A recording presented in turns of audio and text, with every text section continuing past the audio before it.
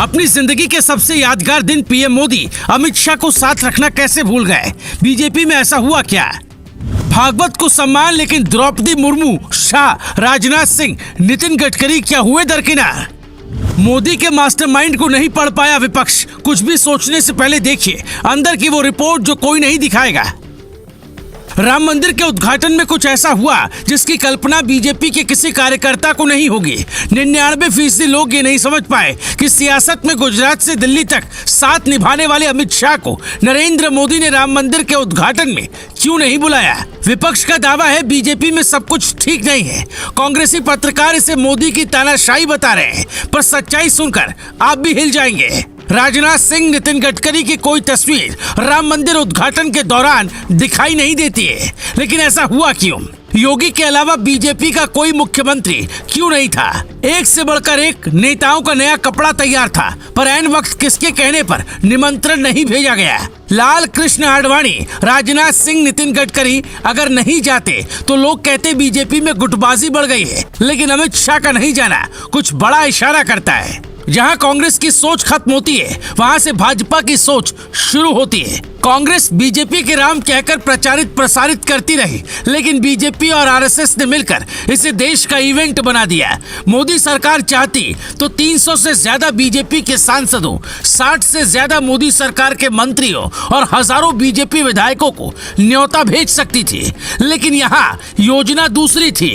राजनाथ सिंह हो या फिर नितिन गडकरी या फिर छोटा मोटा विधायक और सांसद, सबके लिए मोदी ने ऐसी लकीर खींची जिसमें अमित शाह को भी शामिल होना पड़ा। जिस वक्त राम मंदिर का उद्घाटन हो रहा था उस वक्त मोदी की पूरी सेना क्या कर रही थी ये जानना बेहद जरूरी है। मोदी सरकार के मंत्री अनुराग ठाकुर हिमाचल के हमीरपुर के मंदिर में पूजा कर रहे थे। पीयूष गोयल महाराष्ट्र में कलाकारों की रंगोली देख रहे थे, जबकि राजनाथ सिंह अपने घर में परिवार के साथ पूजा कर रहे थे। अमित शाह और नड्डा दिल्ली में राम मंदिर का उद्घाटन लाइव देख रहे थे।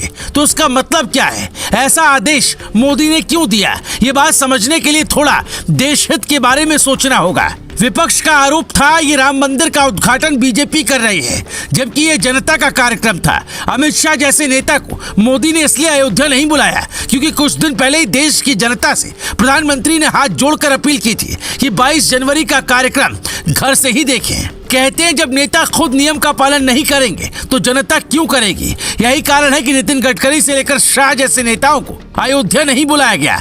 बीजेपी ने अपने नेताओं को घर रहने, अपने क्षेत्र के मंदिरों में पूजा करने या फिर परिवार के साथ पूजा करने का आदेश अंदर खाने जारी किया था, जिसको विपक्ष समझ नहीं पाया। यही कारण था कि अयोध्या में जिस वक्त नरेंद्र मोदी राम की पूजा कर रहे थे उस वक्त पूरा देश दीपावली मना रहा था और हिंदुस्तान राम नाम के साथ मगन था। कांग्रेस जिसे बीजेपी का इवेंट बताती रही वो देश का इवेंट बन गया और नुकसान विपक्ष को ही हुआ।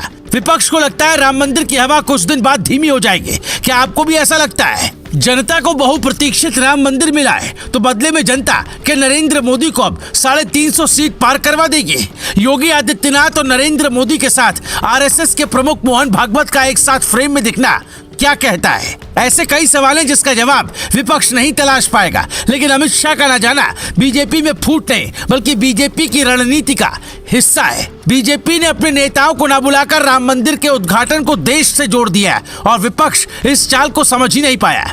क्योंकि मोदी शाह अलग भी होते हैं तो वो एक साथ चलते हैं, बेशक कैमरे में एक साथ ना दिखे हों, पर राजनाथ हो या गडकरी, शाह हो या नड्डा, हर नेता उस लक्ष्मण रेखा के भीतर ही रहा जिसे दिल्ली में खींचकर नरेंद्र मोदी अयोध्या में राम मंदिर का उद्घाटन कर रहे थे।